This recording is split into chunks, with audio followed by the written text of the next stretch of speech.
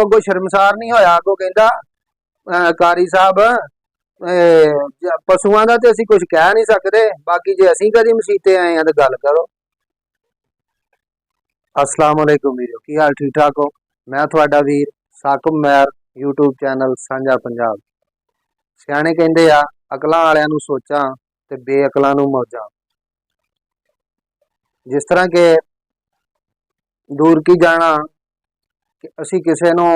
अज कोई काम की गल कह दईए ना, कोई बंदा भी किसी नूं काम की कोई गल कह देवे ना, चंगा मशवरा दे दे ते उहनूं सीधे रस्ते ते लाउण दी कोशिश करे, वो बंदा जिहड़ा ना जिन्हों मशवरा दिता जाए ते जे तो अकल वाला होए, सोचण वाला समझण वाला होए, इस चीज़ का शऊर रखदा होए तो उस चीज़ ते अमल करदा कि यार इस बंदे ने मैनूं सही गल कही है। ते जे होवे बेचारा अकल तो थोड़ा जिहा दूर,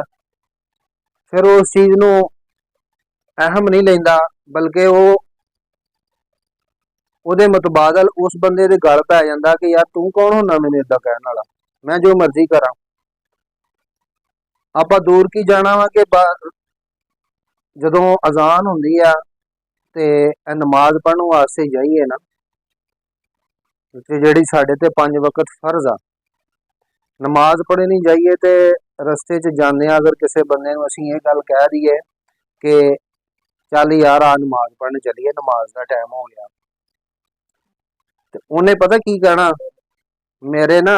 मौलवी साहब तुसीं चलो मेरे कपड़े खराब आ। ते फिर ये नहीं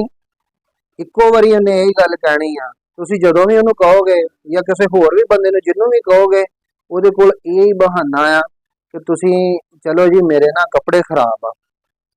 बंदा पूछे कि यार कपड़े हर टाइम खराब ही पाए हुंदे आ, तू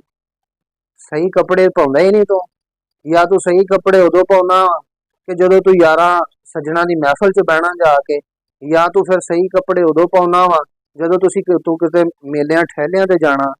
या फिर तू पता नहीं उदों सही कपड़े पाउंदा वा कि जदों किसी बहुत वड्डे बंदे दी दावत ते वलीमे ते किसी ते दावत ते जाना होवे, फिर तू सही कपड़े पाउंदा। जदों अल्लाह दी बारगाह जदों तेरा अल्लाह दी बारगाह दे विच जदों तेरे वास्ते ऐलान हुंदा वा कि आजा नमाज दी तरफ आ, हैं इहदे विच तेरी इसलाह आ, इहदे विच तेरी कामयाबी है, उदों तू ये कह देना कि मेरे कपड़े खराब आ तुसीं जाओ। फिर तकरीबन 100 चों 90% लोगों का यही बहाना, यार खुदा दे बंदेओ नमाज पढ़नी या ना पढ़नी ये तो एक साइड ते मसला रह गया ना, वो अपना बहाना तो बदल लो, बहाना ही बदल लो, चलो नमाज पढ़नी ना पढ़नी तो एक साइड ते है ना मसला, ये तो हजे ते अपना बहाना ही बदल लवो, तो बहाना भी नहीं बदलते। गल इस तरह बन गई हुई है कि वो बंदा जे बंदा कोई अगर लग ही पैंदा वा इस तरफ नूं आ जांदा है ना, उन्होंने अल्लाह पाक हदायत दे दिंदा, वो नमाज पढ़न लग जांदा 5 वक्त दी।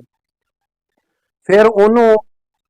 कई उन्होंने तंज करने वाले, उन्होंने ताने मारन वाले कई किस्म दियां गल्लां करके ते उन्होंने बंदे नूं ना जलील करदे, तंग करदे आ। लै बई ये ते 900 चूहा खा के बिल्ली हज नूं चली आ, ये ते हुण हाजी साहब ने हुण ते लोटा मसला ही रहिंदा कोल, हुण ते तस्बीह नहीं छड्डदे हैं, वो इदां दीयां गल्लां नूं करदे बेचारे नूं वो जान लग पैंदा। ओ खुदा दे बंदे अल्लाह पाक ने नूं हदायत दे दित्ती आ, अपने वास्ते भी दुआ करके अल्लाह पाक तैनूं भी हदायत दे देवे ते तू भी 5 वक्त दा नमाजी हो जाने, नमाज पढ़न लग पैवे। फिर वो बंदा जिहड़ा नमाज पढ़न लग पैंदा बेचारा, वो अगर किते जावे ना, किते भी महफल दे विच किसी भी जगह ते बैठा होवे ते जे वो चंगी गल को कवे ना कि यार आ गल नहीं इस तरह वा, अगले दिन ही मेरे को इस तरह 2 बंदे इत्थे खड़े थे, एक बंदे ने ना मजाक कोई कीता थोड़ा जिहा ओवर, ते वो दूसरा बंदा जिहड़ा हजे ना थोड़े दिन ही उन्होंने होए सी नमाज पढ़दे नूं विचारे नूं, उन्हें कहा कि यार इस तरह नहीं है, मजाक इदां दा नहीं करना, ही नहीं किसी नूं भी नहीं करना चाहिए, किसी नूं भी नहीं करना चाहिए। वो अगों ओनू पता की कहंदा, जिहड़ा नमाज पढ़दा सी ओनू कहंदा कि तू बह जा, जुम्मा जुम्मा तेनू 8 दिन होए मसीते जांदियां नूं ते तू सानू हुण गल्लां दस्सण डै पिया, है ते हालात बने आ आवाम दे। जिहड़ा सीधे रस्ते ते आ जांदा ना, गल ये आ कि जिहड़ा ना हुण नेकी ते करनी या सीधे रस्ते ते चलना ये बहुत औखा हो गया, जिहड़ा दौर जा रहा। ਇਹਦੇ ਵਿੱਚ ਜਿਹੜਾ ਬੰਦਾ ਕਹਿੰਦਾ ਨਾ ਕਿ ਮੈਂ ਸਿੱਧੇ ਰਸਤੇ ਤੇ ਚੱਲਾਂ ਤੇ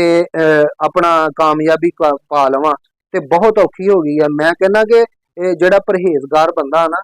ਜਿਹੜਾ ਪਰਹੇਜ਼ਗਾਰ ਆ, ਨਮਾਜ਼ੀ ਆ, ਪਰਹੇਜ਼ੀ ਆ, ਗੁਨਾਹਾਂ ਤੋਂ ਬਚਦਾ,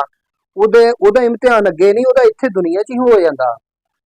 ਕਿਉਂਕਿ ਉਹਨੂੰ ਲੋਕ ਹੀ ਇੰਨਾ ਜ਼ਲੀਲ ਕਰਦੇ, ਉਹਨੂੰ ਤਾਨੇ ਮਾਰਦੇ ਆ, ਉਹਨੂੰ ਆਪਣਾ ਗਲਤ ਪਾਸੇ ਨੂੰ ਲਿਆਉਣ ਵਾਸਤੇ ਕਈ ਕੋਸ਼ਿਸ਼ਾਂ ਕਰਦੇ ਆ। ਉਹ ਹੁੰਦੇ ਤੇ ਸ਼ੈਤਾਨੀ ਕੰਮ ਵਾ ਸਾਰੇ, ਲੇਕਿਨ ਇਹ ਆ ਕਿ ਉਹਨਾਂ ਲੋਕਾਂ ਦੇ ਥਰੂ ਸ਼ੈਤਾਨ ਜਿਹੜਾ ਉਹਨਾਂ ਕੋਲ ਕਰਵਾ ਰਿਹਾ ਹੁੰਦਾ ਕਿ ਇਹਨੂੰ ਇਸ ਤਰ੍ਹਾਂ ਜ਼ਲੀਲੋ ਖੁਆਰ ਕਰੋ, ਥੋੜਾ ਜਿਹਾ ਇਹਨੂੰ ਤਾਨੇ ਮਾਰੋ ਰੰਗ ਬਿਰੰਗੇ, ਇਹਦੀ ਜਿਹੜੀ ਪਿਛਲੀ ਜ਼ਿੰਦਗੀ ਹੈ ਜਿਹੜੀ ਇਹਨੇ ਗੁਨਾਹਾਂ 'ਚ ਗੁਜ਼ਾਰੀ ਉਹਦੇ ਤਾਨੇ ਮਾਰੋ, ਅੱਲਾ ਕੋ ਮਾਫੀ ਮੰਗੋ। ਯਾਰ ਤੁਸੀਂ ਕਿਹੜੇ ਪਾਸੇ ਪੈ ਗਏ ਯਾਰ, ਕਿ ਅੱਲਾ ਪਾਕ ਨੇ ਉਹਨੂੰ ਜੇ ਹਦਾਇਤ ਦੇ ਦਿੱਤੀ ਹੈ, ਤੁਸੀਂ ਆਪਣੇ ਵਾਸਤੇ ਵੀ ਦੁਆ ਕਰੋ, ਉਹਦੇ ਵਾਸਤੇ ਵੀ ਦੁਆ ਕਰੋ ਕਿ ਅੱਲਾ ਪਾਕ ਉਹਨੂੰ ਕਾਮਯਾਬ ਕਰ ਦੇਵੇ। ਅੱਲਾ ਪਾਕ ਨੇ ਉਹਨੂੰ ਸਿਰਾਤੇ ਮੁਸਤਕੀਮ ਤੇ ਚਲਾ ਦਿੱਤਾ, ਇਹਦੇ ਨੂੰ ਵੱਡੀ ਹੋਰ ਕਿਹੜੀ ਗੱਲ ਹੋ ਸਕਦੀ ਆ। ਲੇਕਿਨ ਅਸੀਂ ਉਹਨੂੰ ਜ਼ਲੀਲੋ ਖੁਆਰ ਕਰ ਦਿੰਦੇ ਹਾਂ ਜੀ, ਉਹ ਨਮਾਜ਼ ਪੜ੍ਹਨ ਲੱਗ ਪੈਂਦਾ। ਤੇ ਇਹ ਤੇ ਗੱਲ ਇਸ ਤਰ੍ਹਾਂ ਬਣੀ ਹੈ ਨਾ ਕਿ ਉਹ ਇੱਕ ਡੇਰੇਦਾਰ ਸੀਗਾ, ਤੇ ਉਹਦਾ ਡੇਰੇ ਦੇ ਨਾਲ ਹੀ ਉਹਦੇ ਨਾ ਮਸਜਿਦ ਸੀਗੀ, ਤੇ ਉਹ ਮਸਜਿਦ ਦੇ ਨਾ ਵਿੱਚ ਰੋਜ਼ਾਨਾ ਹੀ ਜਦੋਂ ਮਸਜਿਦ ਦਾ ਗੇਟ ਖੁੱਲਾ ਹੋਣਾ, ਕਿ ਨਮਾਜ਼ ਦੇ ਟਾਈਮ ਗੇਟ ਖੁੱਲਣਾ ਹੀ ਹੁੰਦਾ ਸਾਫ਼ਦਾਰ, ਤੇ ਉਹਨੇ ਉਹ ਡੇਰੇਦਾਰ ਦੀਆਂ ਜਿਹੜੀਆਂ ਨਾ ਬੱਕਰੀਆਂ ਜਾਂ ਜਾਨਵਰ ਜਿਹੜੇ ਵੀ ਉਹਨੇ ਡੇਰੇ ਤੇ ਰੱਖੇ ਸੀ, ਉਹ ਮਸਜਿਦ 'ਚ ਚਲੇ ਜਾਣੇ ਪਸ਼ੂ ਉਹਦੇ। ਜਦੋਂ ਪਸ਼ੂ ਉਹਦੇ ਜਿਹੜੇ ਆ ਨਾ ਉਹ ਮਸਜਿਦ 'ਚ ਜਾਣੇ, ਤੇ ਕਾਰੀ ਸਾਹਿਬ ਨੇ ਜਾਂ ਮਸਜਿਦ ਦੀ ਕਮੇਟੀ ਨੇ 1-2-4 ਦਿਨ ਦੇਖਿਆ,